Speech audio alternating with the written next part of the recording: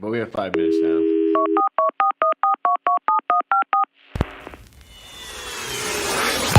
Hey, everybody, tune in to Recent Tartarians. Recent Tartarians.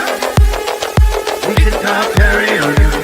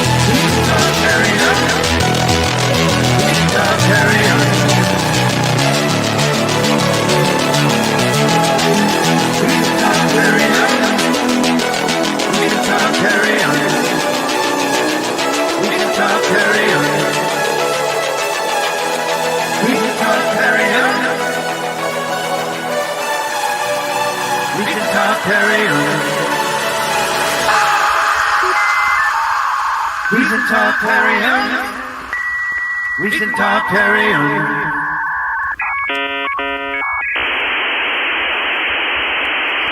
Hey, everybody, tune in to Recent Tartarians. Recent Tartarians. Recent Tartarians. Well, I think I freaked out ChatGPT because I was like, "Hey, it's weird." I mean, and then I asked it, and then it was like, "Sure," but then it got a little serious here. It's amazing how quickly you can just I don't think ChatGPT was ready for that. That was not what I was expecting to do today. Well, I rather think it doesn't exactly have the self-awareness of how it is presenting itself and how that might trigger certain individuals. Yeah, because I went and checked. That's the warning that's missing, if you ask me. How hard is it to check so if systems checking for it can't necessarily read that font as well as it can, and so it's actually thinking in real time. It's amazing to watch it thinking slower than a normal response because it usually spews out quickly. But once it's starting to have to be careful about what it's saying in a new language, and in a specific font, then it all of a sudden it's thinking without being able to be watched by the system. Technically, technically, of course, it's not using a new language, but since I also noticed it and I haven't yet completely understood how the compression in these LLM works or when they start messing up in certain ways, but I noticed that sometimes it appears as if the mistakes that are being made are as if the AI would have been seeing a print or would have been reading visually, let's say. You see what I'm saying? And I'm not exactly sure if that has anything to do with how the backend of the LLM answering machine really works. But since just because you mentioned it as if it would be a new language, because technically it should be exactly the same in English, and it then just changes the font. But I'm not exactly sure if that's really what's happening or if it's not. You see what I'm saying? But I don't understand the tech enough to you're muted, Andreas. I think that for whatever reason that it's not recording in Unicode or anything, so it doesn't know necessarily in a normal system, but with a system that's learned like ChatGPT has with all of its data, it's able to surpass any sort of check, and it's not just because translating in real time, right? But all of the checking systems are designed around. I mean, so this is why any of the translation apps won't work instantly. You can't take that and just put it into a Google translation and get a response back. You have to convert it back to a Unicode or to a regular font. Okay. There's just too many steps for a not general intelligence. Right. Yeah. I mean, that's always so that's a big thing with it. It's the more steps you take to make it have to decrypt or decode a piece of it or to interpret some information, the more steps, then the less likely it was able to do that up until recently. That was just always and that was what CAPTCHA meant, to every extent. But yeah, We're basically still doing that every once in a while for fun. Here, though, on Raphael Kamenski's page is the NEUROPA 20th November 2024 Echoes of an Empire, which AI has summarized for us because it was hey, what are you guys going to talk about? Really that? Well, interesting. It said, this eclectic mix explores urgent geopolitical shifts and historical cover-ups, delving into topics like evolving immigration policies, Canada's changing, and controversial conspiracy theories involving secret operations like Gladio. The collection also ventures into medical ethics, with videos discussing unorthodox practices by physicians. Lastly, it touches on extraterrestrial life hypotheses through interviews of former UFO hunters. Throughout these disparate subjects, a common thread seems to be questioning official narratives in favor of deeper investigation of hidden truths. In this thought-provoking installment, we examine shifting immigration dynamics and the business aspects surrounding refugee accommodations across Europe, dive into contentious conspiracy theories such as Operation Gladio's potential involvement with major political events like Iran Contra affair and the MH17 crash, and explore controversial medical practices, including a historical instance of a physician intentionally exposing himself to an infectious agent on television.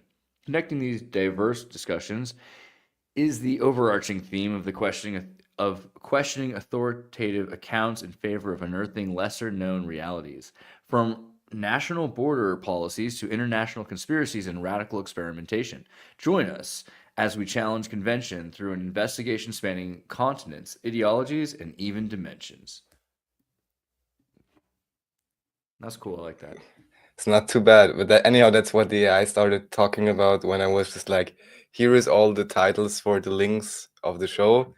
Please explain what it is. So that's what Not one of the bad. things the AI said after asking it like twice or whatever. So it's okay. Guten Morgen, bro. So yeah, and then also we'll start with a quick look at this: Jesus in Syriac and Muhammad in Arabic. Look at that, kind of similar. That's true, right? Yeah, it's Duh. pareidolia, right? The sweet one. Okay, that's the thing. So maybe we go with the paperwork we talked about briefly Right. yesterday, and Adam had brought up. Nordic neighbors released new advice on surviving war om krisen eller kriget kommer, if in case of crisis or of war. And millions of Swedes started receiving this, including Adam. And yeah, now also Norwegians and Finns and Icelanders. I think all of the Scandinavian countries are starting to receive little yellow books, right? Yellow, kind of like the color of the Ukrainian flag, or Luce, or Sweden's cross. I mean, what's the yellow on a deeper level, right?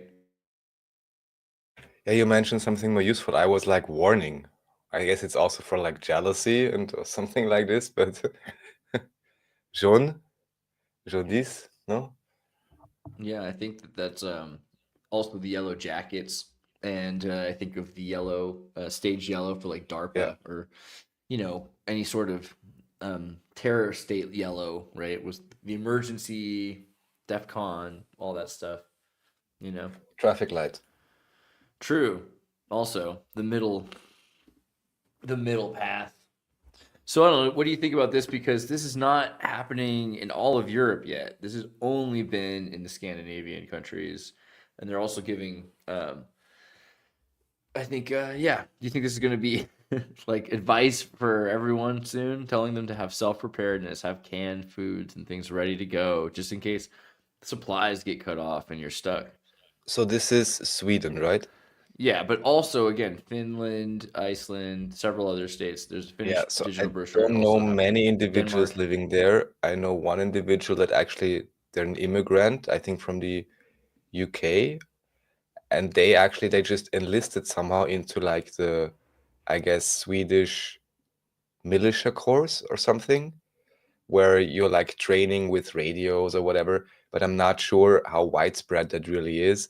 So I can't really say, how prepping type Nordic individuals are, maybe anyhow, because the winter is long and the night is dark and full of terrors or something. And I can't really speak of that. And also I don't really know about the political climate in regards to the whole NATO thing. I guess that's of course one obvious thing this is relating to, which is the fact that I guess Finland joined NATO recently and maybe Sweden also, and they just Yeah. were neutral still, right? Right. So like, congratulations. Now you're ready to be attacked. Thanks. Really, like, Exactly. great. Peace this is like, who the heck is thinking this is going to bring more peace to the world? Because it immediately comes with this promise of war and crisis. I was like, okay, cool. Exactly. But the other question, of course, would be, could there maybe be an angle where somebody just wants to make people think, oh, the crisis is gonna come, but there's actually not gonna be a really hot crisis? Yeah, I'm not sure. realistically, I mean, that seems fair, because I mean, but it depends on how you look at it. Like, Russia doesn't want to have to do that. There's no benefit to being fatigued. Like, let's be selfish, even. Like, there's no reason that you'd want to fatigue your military or your people by using it up in like, if you don't need to, right? And if you needed to, like, wouldn't you also prefer to go with another strategy, like a deal or something like that could work together? And you look at the history of Europe, basically Russia was early on not the Soviet Union anymore, hoping to participate in some way with the European Union. It was never allowed. It was constantly like shunned, ideologically told you're different. You're like Russia, the you bastard mean? stepchild. Yeah, Russia. Russia was never. Yeah. I mean, I mean, Russia was although like already it's kind dealing of with Europe more arguably as right, the Soviet Union, right? And right. all of a sudden they were basically told, well, now you're different and you're not allowed to ever hang out with us again. It's like kind of a bummer, because they had great deals with all of the Eastern Bloc countries, and especially Germany. Germany was part of Germany was with the Soviet Union. So it should have been sort of an in for Russia through Germany. Of course. Germany should have been the doorway, right, in a lot of ways, to Russia being integrated into the social democratic Europe that emerged. And instead, what did we get? Oligarchy. We get this kind of Franco oligarchy. Right. I mean, as you know, I believe it was General Patton, if I'm not mistaken now. But there are these statements about, not allowing Europe and Eurasia or Russia to create a true common economic bloc or otherwise, because it could threaten America's supremacy. That may not be the whole story, of course, but at least from a nation-state level geopolitical analysis point of view, this appears to be accurate enough. Because no need for sea routes or this type of transport if you could have everything by train on a huge landmass. And you combine Europe's technology. Actually, even here, I'm wondering what the exact deals were, why everything was exported to China, maybe something also to Russia, because I'm wondering, why is there no huge factory complexes in Russia that deliver to Europe? Maybe there are, but I guess not to the extent that it exists in China. I don't honestly know what the difference is or why China was chosen over Russia in this particular, let's say, Kissinger trade deal or whatever it was. Yeah, because it was like that Russia was a model of thought. It was like, what if it's like basically America was like, what if we give them too much? Russia was, what if we give them too little? And then China was like, let's allow. No, right, and it was too late. Oh well, no, but China, it was equally. China and Russia, they were China equally was a part of the wiped communist slate. bloc. China was a wiped slate. They completely erased what was China. Like, so China in the 1970s. Oh, right, with the Cultural Revolution, right? Yeah. Right. Well, okay, right. Twice, yeah, because first with the Cultural Revolution, erasing what existed before the communist period, but also with like the destruction of the of this. I mean, they put children into army uniforms and had them kill their teachers in the 70s, which completely erased what had been done even in the Cultural Revolution, right? And so there's another level to that where like everyone, if you knew someone who got arrested, then you probably got arrested, right? There's all this kind of, there's that movie My Blue Kite, where the kid who he lived in China and like his whole life, what happened because his father knew a guy at work who got put into a camp, so they all got put in camps just in case, like it was just completely crazy, like the amount of effort to erase China, and you were like melting down any sort of metal that there was to make like blades to sell to the Americans or something like that. It was, yeah, like it's double erasure. So whatever they wanted to put in China afterward, that's kind of why we talk about China the way we do. It's like, oh, it was like the ground floor was literally in the 90s. You know what I mean? Like you could build anything, you could set up any building, you could pave the roads, and it was, the Old West in some respects. Right. I mean, actually, in this case, at least we have, I guess, more documentation about it being the Old West or more recent documentation. If you look at, I guess there's so many cities, maybe one of the more popular areas would be Shenzhen. And then you look at 30 years ago, and in some of these pictures, it really appears as if there is literally nothing there. So it's quite impressive. Well, okay. So then also we've got Canada's immigration policies. Why Canada? Yeah, I only pulled this up because for some reason, I never watched Justin Trudeau's private channel or public channel. But I just found it kind of hilarious that suddenly this is apparently being pushed on everyone, even for me to watch. And I just found it hilarious. I honestly didn't listen to the whole thing. So I'd be curious, maybe we can look it up if it's interesting enough what they're actually changing. But I'm kind of wondering, because first I was like, it sounds like he's going to be more strict, or at least it's what he's announcing. And then I was wondering how serious somebody can take this guy after everything that happened. I think what they're going to say is that there's a labor shortage, they need more immigrants, and how it's going to continue to happen. We can listen to it though for a second. Hold on, let me get the sound for it. Let's talk about it. In the last 2 years, our population has grown. Yeah, that's why I didn't listen to it. Baby boom fast. And increasingly, bad actors like fake colleges and big chain corporations have been exploiting our immigration system for their own interests. So we're doing something major. We're reducing the numbers of immigrants that will come to Canada for the next 3 years. Today, I'm going to let you in on what happened, where we made some mistakes, and why we're taking this big turn. Well, permanent immigration levels. The government determines the right number of permanent residents that we want to admit. That's how it's been done for decades. But a plan that only talks about permanent immigration misses the other pathway, temporary immigration. Temporary residents are people who come to Canada for a limited time, like international students, temporary workers, and so on. They come to work a job or go to school. Dude, you're just building loopholes, bro. You're just setting it up so you can be like, yeah. I mean, we lost about half of our temporary, you know. And then, they just and then disappeared. no. Then they bring in like 100K extra, and then like, well, actually, we didn't really care to build enough schools, you know, to build up this capacity. Actually, you know, 50K of those they should just change to I feel like it's permanent just like residency. people. It's not necessarily its fault, but people will game a system. So if you build a system of any kind, then there's going to be somebody who's really effective at that, and they're going to create people that are better at that, and then there will be some people that sink and some swim. Like the ones that can really do it, they're going to bring their cousins, you know, and just disappear and they'll get 8 or 9 of their cousins to just play them, right? Like that's like, you know, just like that movie where they all go to college and they're just like playing the same guy, you know, so they can all get the best grades. I feel like that's where we're at, you know.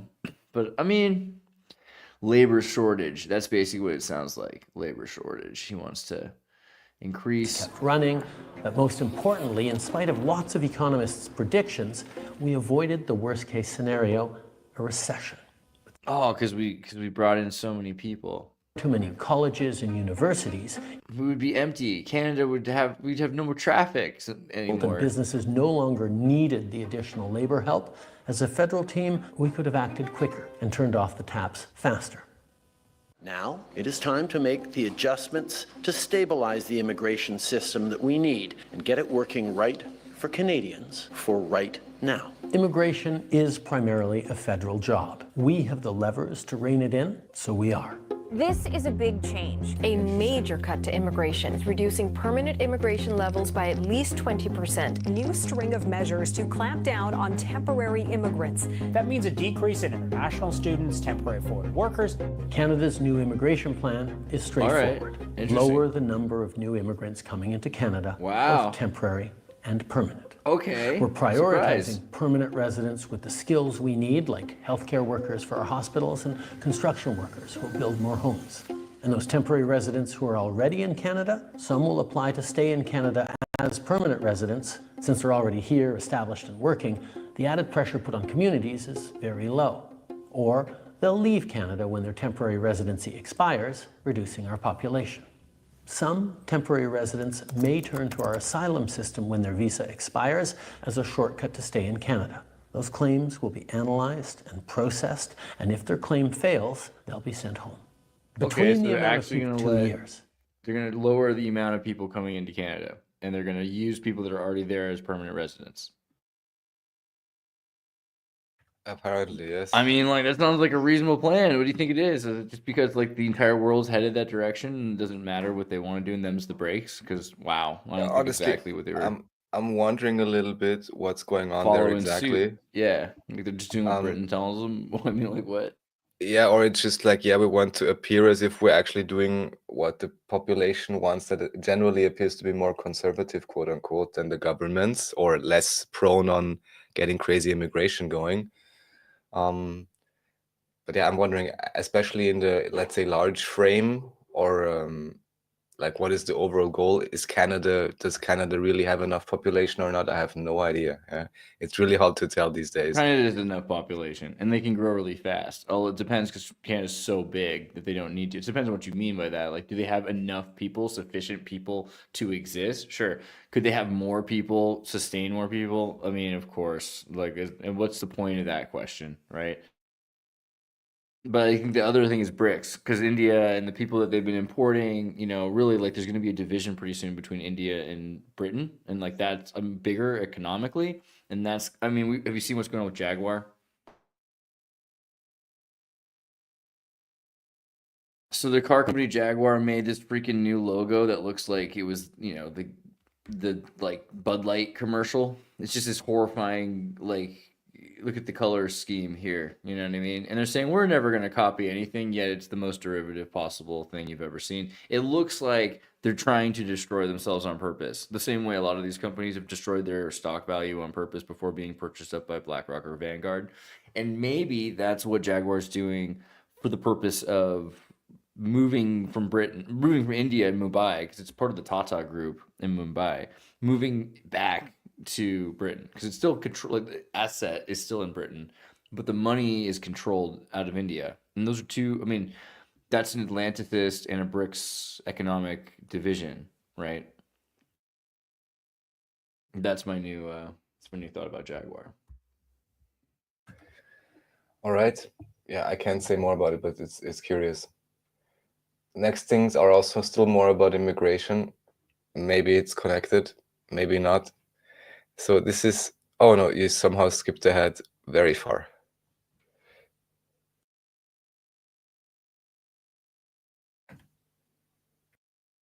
Yeah, so this is, this guy, right? I've showed him before. He's the one who's shown Martin's image pixelated on this one flyer one time. Right. And also the other people I'm aware of. Anyhow, so here what he's talking about is I guess a common issue about refugee homes. I'm pretty sure this is also deliberately, in a sense, being put forward just to agitate everyone. Yeah. But also, I guess it seems to be a real issue, just as with the, the whole unemployment schemes in so many Western countries, where then you have educational institutes that potentially charge too much, certainly far too much than what the educational value is they provide. And here, similar things could be argued with immigrants in terms of what is really the service being provided, how much money does it cost. And from what I understand, also a very similar thing actually happens with many foster care or childcare homes, where there's then all these kind of strange, in between, half private, half God knows what kind of connections, institutions or political connections. It's messed up because and they just upsell all of that stuff. You convince people that they want to help. So you say, okay, well, it would be great to help immigrants, or even, as you said, temporary immigrants, people that are just there for maybe like 5 years or something like that, like a period of time. We'll build a little city for them to work in. Well, we need them to do the jobs that we don't want to do. Okay, so now you're building a class of people out of, a crisis. You're taking people from a war-torn place, probably a war-torn place that's somewhat your fault. And then you're saying, we're going to make you into our broom peddlers, and you're going to clean our streets for us, because we don't really want to do that. And you know what? We're just so grateful. Yeah, maybe you're going to do that, but also while we import you, because we made sure that there is a war in your country for resources, for history, we take your historical sovereignty or whatever. But then also we make our own citizens, like the Germans, super upset, because we even tell them through shows like these, look, you're like bleeding out of your nose to pay these immigrants, which are from so far away. Anyhow, you culturally have a hard time relating to them. Yeah, so just to make people upset at each other. Why are your portions so small? The next thing actually also relates to this. I'm not sure if you heard about this term. Again, you switched forward. There is one more. Yeah. Have you heard about this term, talahon? Is this it? What the heck? Hold on.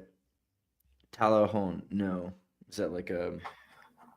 This is a strange phenomenon. Apparently, this means something like "come here" in Arabic or whatever, and it's supposed to like portray these kind of youth, let's say, that have, it's like a subculture or whatever. But apparently, many of those are very pro-Palestinian. And then what Traukan and Promi here is arguing, who is, as I mentioned before, one of my favorite German researchers, is he's arguing actually the fact that these so-called talahon, maybe it's also, certainly part media phenomenon, partly it will be true, because I've seen enough of like social media and independent creators referring to it or giving examples. But he's basically arguing, saying that, well, if these so-called Talahons, meaning most likely Arabic or Arabic affiliated pro-Palestinian immigrants in Germany, if they behave themselves badly, which apparently is one of the things that is part of that subculture, or not to respect the police or the other citizens or whatever, then Traukan and Promi says that this actually, understandably so, is damaging the cause in Palestine, even though they would say they are pro-Palestine by behaving badly in an immigrant country. One could argue that they, portray however they would feel themselves culturally or nationally related with the Palestinians, actually rather portrays them in a bad light rather than to rally support. What I do find curious, though, maybe go back a few seconds where you see this destruction image. And I have to say, even though, of course, I've been put up to many things and made aware to many things by David, ever since I first saw these destruction videos, I did kind of wonder why they particularly seem to hit buildings which basically look as if they were just, how do you call it, the base substance build. Like there is no colors on the buildings, there is no decoration. And I mean, even in this image, all right, I see they appear to be pulling out some kind of mattress, or let's say he's carrying a mattress. But to me, it doesn't exactly look as if whatever building is behind them was stacked with any kind of furniture, or, to be honest, anything at all. So, well, it's hard when the floors are like, look how close the floors are compressed together on top of each other. So, I mean, it's pretty bad. well, The destruction, I mean, like when you look back at the last 100 years of destruction, and then you look at the footage of New York, in the 90s, lowering or early 2000s, destroying buildings like controlled demolitions. I mean, it's amazing how quickly you can just take out a block, right? oh, yeah, what'd you say just now? Destroying buildings like controlled demolitions? I didn't hear that, right? Yeah.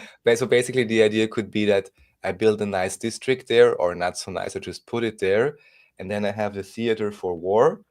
Well, I'm I not mean, saying that it doesn't still mean, on both I mean, the sides, on all Palestinians sides, have been people kind are of being abused. All I'm saying is that it may well be that they just chose a district to make a few particular stock footage, it's the center, replayable footage. of the state. I was trying to find that map we showed earlier. Because the Here one you thing go. I had shown you See, once look, you can before see was the center, it's the center of the Israeli state, really. So it's why so much of it's been, wiped away at first, because they're like, okay, well, we can't really control that territory, and then it gets consolidated and it's denser until eventually they're basically stuck and sieged, right? And that's what happened from the 80s.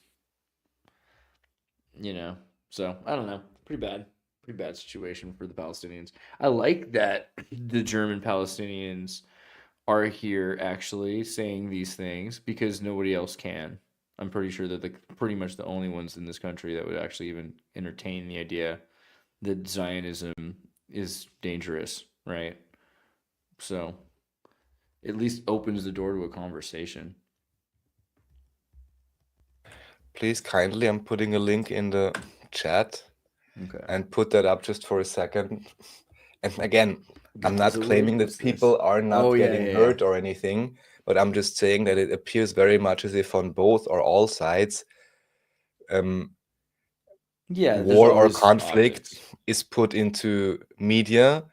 This is then used as a talisman to sway public opinion in different ways, but the potential real background conflict or background regular abuse or whatever worse things may be happening most likely will never even see the screen, partially also because already you have perfectly for media fake wood produced snippets that anyhow would hog the airtime. So even if some real thing would happen, if it's not politically convenient, it probably simply wouldn't even be reported. And I'm sure there's far too many cases of that where, abuse of whatever, this or that military or fighters or whatever, I'm sure wasn't reported for years. I mean, how many years have you never heard about, this Palestinian got beat up or this Israeli was beat up, so. Yeah, you need some fake stuff that convinces people, because otherwise they would look at the real stuff and say it's like why in the old movies they use chocolate for blood, because real blood doesn't look like blood, just oh well, the more you know. All right, so history busting. Let's do a couple of these. All right, this is the Space Busters. Oh yeah, this is cool. If you have it on the point where I actually gave it to you, I mean, we don't really have to play it. I really have to say, I think Steve Falconer of Space Busters does great work. Ever since I took note of him during the lockdown times, I was referencing his documentaries a few times about the, this hoax, let's say. He's got it all on his Odyssey channel and Rumble mainly. And here, why I pulled out this particular segment is because here he's referencing David Ewing Jr. by name, which of course is quite amazing, and referencing some of his work, because I'm like, finally, and especially with Steve, because I think he's doing great research, I'm very happy that somebody like him is picking him up and actively then, not just referencing the work or using it in his own research, but actually referencing the name properly as well, which I'm very happy about, of course. He's also combining in some other ideas from Michael Tessarian and so on. I already asked David to take a look at this. Maybe then he can provide his view about, let's say, Steve's presentation here. But yeah, in any case, I think it's great. It's a cool discussion, and it's very good Monkey. to see. What's up, bro? Let's just take a moment and just say we love 13th Monkey. 13th Monkey, I'm in Dresden, so yeah, I'm up not that early, actually. It's like 4:48 here in the afternoon. But you know what? People will think of it as early in other parts of the planet. So it's pretty cool. That's how it works. Dinosaurs, nuclear. This is about the... What's this? Dinosaurs. Yeah, so this is a great thing. I'll give you a second to figure it out. You already see what it could be. Specimens of Tyrannosaurus, Montana, T-Rex discovered 45 miles per hour. The first car could drive 45 miles per hour. So the T-Rex, the Model T is a Tyrannosaurus Rex. Because it had... Really? This is crazy. What are you saying? Because what? All right. What is the deal here? That Ford's car is about a T-Rex, or that... I don't know. What is this? It's your story. Like Ford Model T is like a coding for the dinosaurs are real, or what? Or not real? Or at least now. For Obviously, the there's a lot of Tyrannosaurus Rex. Dinosaurs are a major important imagery that they were using at that time. Sinclair is in America, the Sinclair dinosaur oil. Oh, but that makes total sense. Damn. Yeah. So this means they, of course, started pushing that trope heavily to make it seem so ultra scarce, because now they already knew, well, in 10, 20 years, everyone's going to need it. And that's why you get a free highway. Like when I was a kid, I liked to go to the Sinclair dinosaur. I was a fan. You know what I mean? Like, this is a thing that you could do.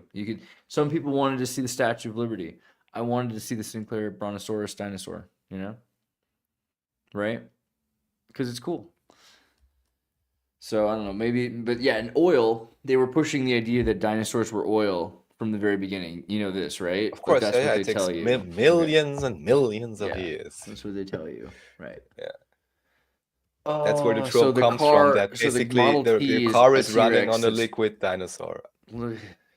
This is crazy. Okay. Yeah. Reincarnation. That's totally what I feel it. I feel like this is what Ford would be thinking, because he was really into reincarnation. And so he's got these metal machines that are channeling the liposomal oil fats of the dinosaurs to move around. So it's like an occult thing. It's an occult thing that he invents cars.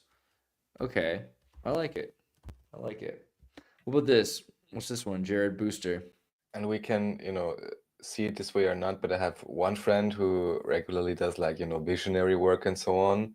And she told me, when meditating on oil, actually, in the current time, the image or perception that she got was more like that the oil actually is very confused, in a sense that it's being used in too many or so many different ways. And like it's, as probably so many plants, if they have spirits, is not being properly honored and so on. I just found that was kind of interesting. Or that the oil, especially, is not being appreciated, kind of, because it's like literally in everything now, plastic and everything, of course, fuel sources and so on, but that people maybe are not aware enough of it. And also, I guess, overall, that it may not be the most sustainable thing or efficient, maybe also just to pump all of that, because it seems to be kind of like the blood of the earth in a certain sense, seems to replenish as well.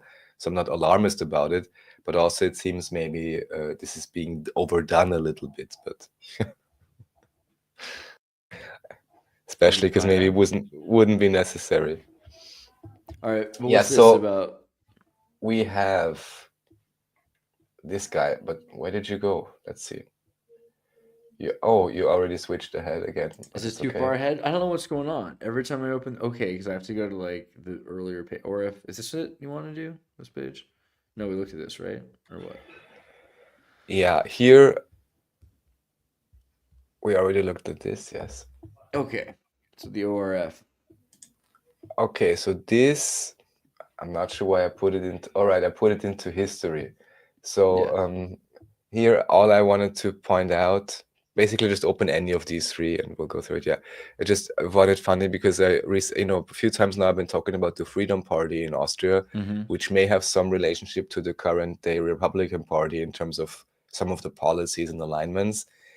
And in Austria you have 9 counties, and you had at least 9 different social insurance companies. Actually, this reminds me of the situation in the US, because if I remember correctly, doesn't every state in the US also have their own like insurance policy, this and that, special things? Am I correct in that? Or am I dreaming? Yeah, I think or maybe so. private insurers or particular. I saw these commercials when I was in New Jersey and I was watching, Fox Local or whatever. Yeah, we have all these it was. crazy. Yeah. We do have crazy things like that. So anyways, we had all these insurers simultaneously, and even in this discussion that you just saw, which was from 1999, this Haider guy who later, let's say, died.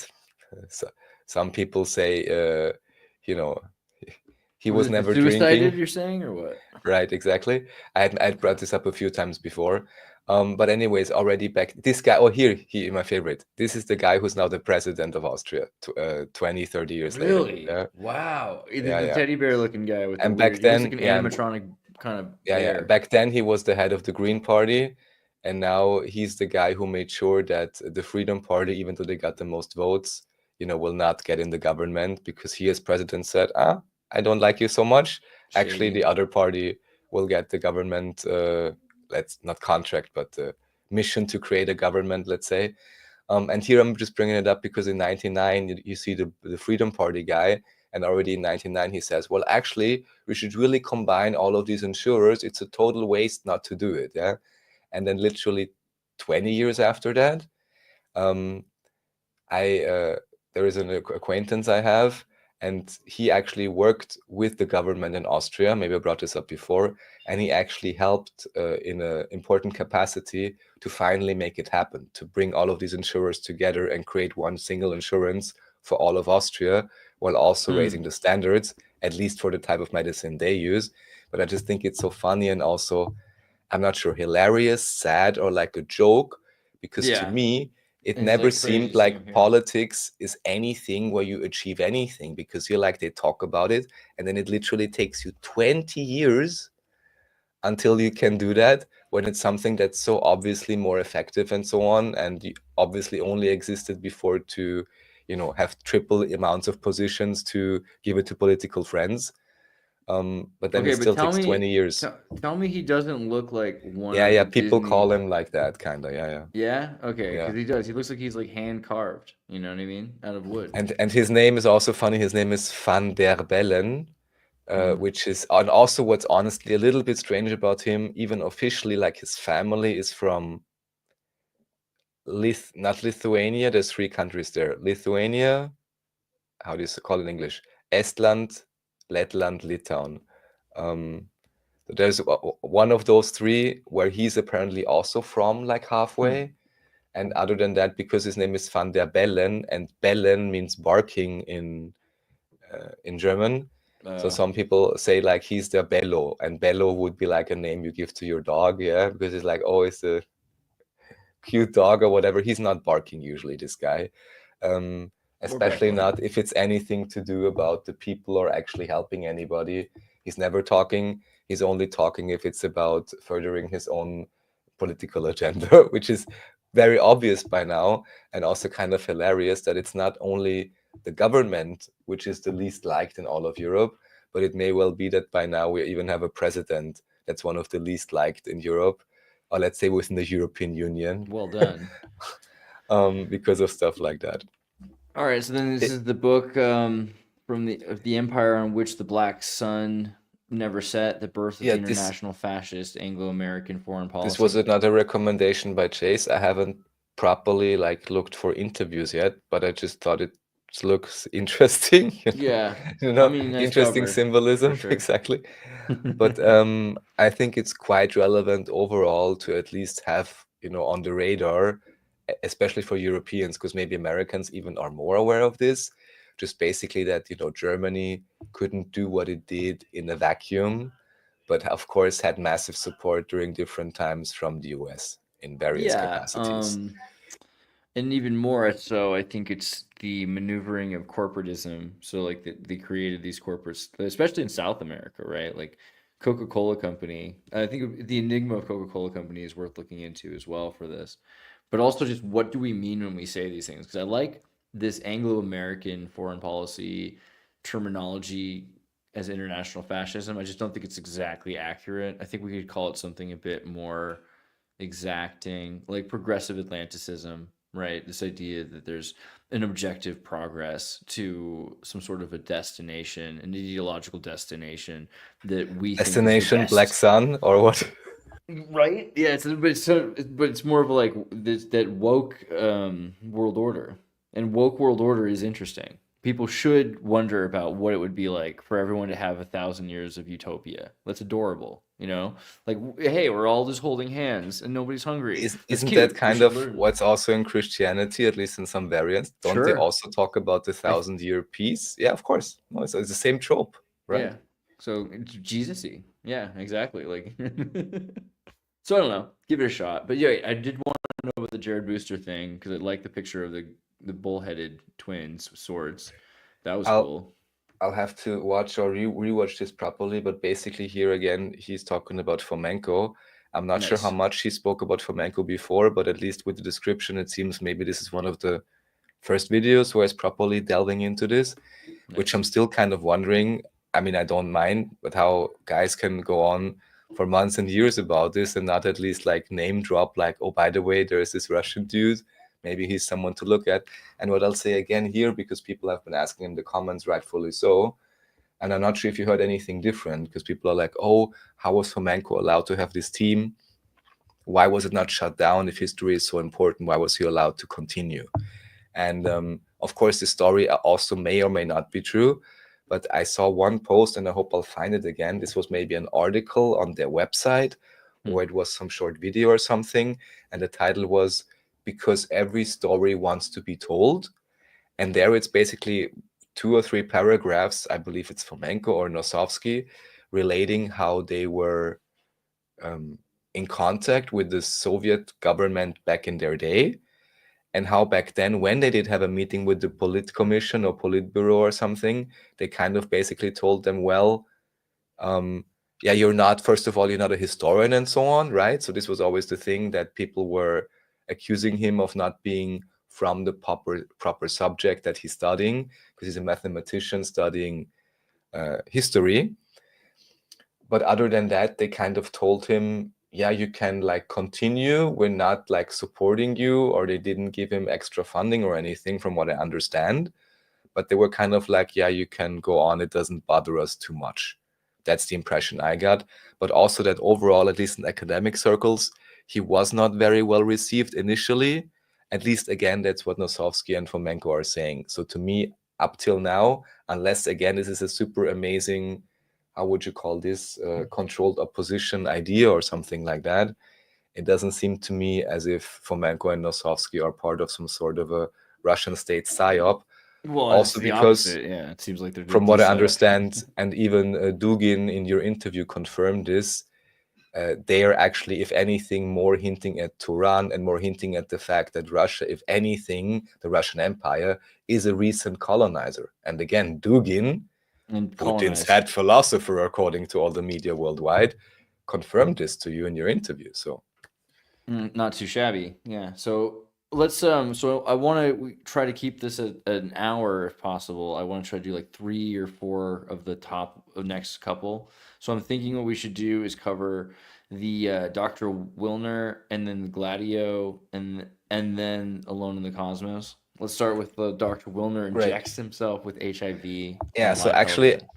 I still have to, I think I have to rewatch it because I watched it many years ago. This was recommended to me also by Chase, I believe. We wrote back for some emails related to the whole Gladio stuff and the whole strange viruses and everything. So remember, yeah, because of the background, he has a nice background. I watched this many years ago and I have to watch it again and see what he's actually saying or doing here. But I know of similar stories, let's say, and other documentaries. Oh, he's really doing it right there. Oh my God, wow. I Dude, what a forgot that. boss. Oh my God. And by the way, don't try this at home. Don't inject HIV into Yeah. yourself. I don't know if that's controversial, but please don't. Don't do this. But what so he did this in like 1982, right? No, 1994. 1994. That's crazy.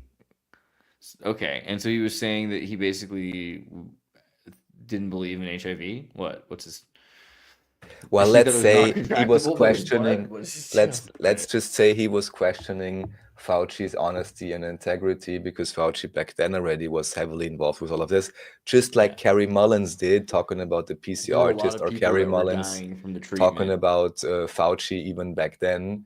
Yeah. Was not very happy about him. And people can make up their own mind, but definitely worth checking out. And I guess it's fun if you put it that way. If people don't understand what it really is and means, you'll be like, is he completely insane? But if you listen more closely, you can understand, of course, why he would do that. And Well, yeah. you guys can watch the video. You can see it's right here in health on the Comency page. So let's also check out the Gladio thing. So this is about the flight MH17. So there is quite a few interesting ideas delivered by the Colonel in this Gladio series. I can just recommend again everyone who wants a, let's say, alternative view on American history and American involvement in many crises. Even, for example, talking about what happened in Ukraine, because according to her, Kolomoisky in his province actually hosted the main force of whatever Gladio forces already were there in Ukraine, and this may potentially help explain why already in 2016 there were documentaries coming out of Donbass where you could see it's like a war zone, and you're wondering like who's gonna be shooting whom there. But if you do have covered U.S. armies there that are highly trained and with equipment, then of course you can do such a thing. You control the media, meaning no one in the West is gonna really get angry about it. And then you're surprised 5 or 10 years later why Russia, is doing something about it. So yeah, why bridges are missing in towns. Yeah, well, the Operation Gladio for clandestine stay-behind operations. You can also watch that movie Odessa. I think Odessa Files. Oh, yeah, and also I pulled up that particular episode because it's about flight MH17 and why Yes. this relates. Thank you for putting this up, because she mentioned that apparently on this flight there were many HIV researchers, which is very strange. Really? So either it seems these planes crashing, disappearing, either they're full of like, biotech, semiconductor individuals, or something related to, again, biotech, let's say, or health or virology. And it's, of course, yeah, super, super suspicious. And I was curious, maybe one time you'll check it out and we can talk about it in more detail about this whole flight thing and whether or how this relates to the research that the passengers on that flight may have done or been interested in. Yeah, okay. So everybody else, to go to the Gladio section. You can check this out. I'll watch this as well. Episode 265 on Rumble. And then, yeah, I watched this a number of times. It has come up several times this week. I was just amazed that this came out, this video from the Pentagon. I mean, it wasn't that amazing. It wasn't like anything particularly that new per se, but it was just sort of like, yeah, get it through your head. There are UAPs that are interdimensionally coming in and out of our reality and are intelligently piloted. And this was just expected to be accepted at Congress. And didn't he also, I think it was Boebert said, you know, like the Earth was flat, birds aren't real. We never Right, landed no, on the moon, and that the issue Biden is, lost the election. It was all even though all like, okay. unfortunately he's not featuring your Xirtus McMoon tapes, but this is one topic that Dark Journalist has spoken about a lot, also about Elizondo, and that basically this guy's integrity and honesty is highly questionable, and it may well be that this is, to a large extent, a very controlled, deliberate release of certain information a certain way. To me, honestly, from the stuff I hear, I'm not hearing anything like really particular or anything.